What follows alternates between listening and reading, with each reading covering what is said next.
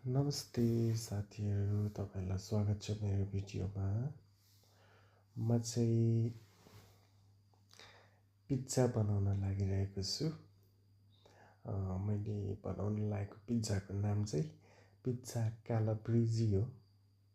यसमा चाहिँ tomato sauce भन्दा पनि यसलाई पिज्जा सस भनौँ।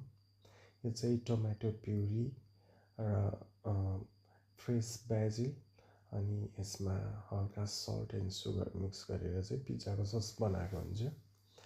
अहिले चाहिँ म यो पिज्जा डोलाई स्ट्रेचिङ गरिरहेको छु। अब यसमा म पिज्जा सस हाल्दैछु। हेर्नुहोला तपाईँलाई कस्तो लाग्छ। यहाँबाट तपाईँहरूले पनि सिक्न सक्नुहुन्छ पिज्जा बनाउने तरिका। यो चाहिँ टमाटो सस हो, पिज्जा सस।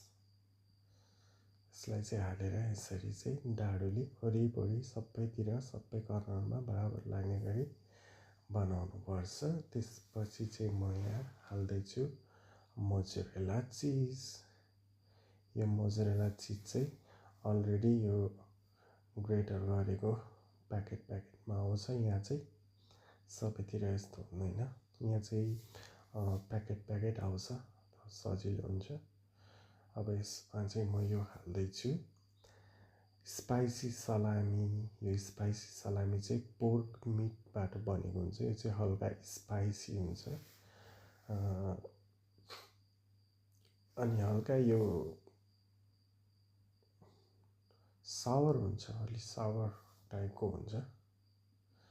हामीलाई खासै मिठो लाग्दैन, युरोपियनहरूलाई चाहिँ एकदमै मनपर्छ। अब चाहिँ यसलाई म ओभनमा हाल्दैछु। हाम्रो पिज्जा ओभन चाहिँ वुड फायर ओभन हो है। यसलाई अब म पिज्जा पिलमा उठाउँदैछु। पिज्जा पिलमा उठाउनुभन्दा अगाडि चाहिँ यसमा हल्का पिठो लाउनु पर्ने हुन्छ, होइन भने पिज्जा मुनिबाट टाँसिन सक्छ। अनि यसरी वरिपरि मिलाउन पनि सक्नुहुन्छ, मिलाएर चाहिँ कर्नर सबैतिर बराबरी पार्न सक्नुहुन्छ। यसलाई अब ओभनमा हालौँ है त। ओभनमा हालेको 2 देखि 3 मिनटभित्रमा चाहिँ हाम्रो पिज्जा तयार हुन्छ। तपाईँहरूलाई मेरो भिडियो कस्तो लाग्यो? राम्रो लागेमा लाइक गरिदिनु होला। Thank you, bye bye, see you again.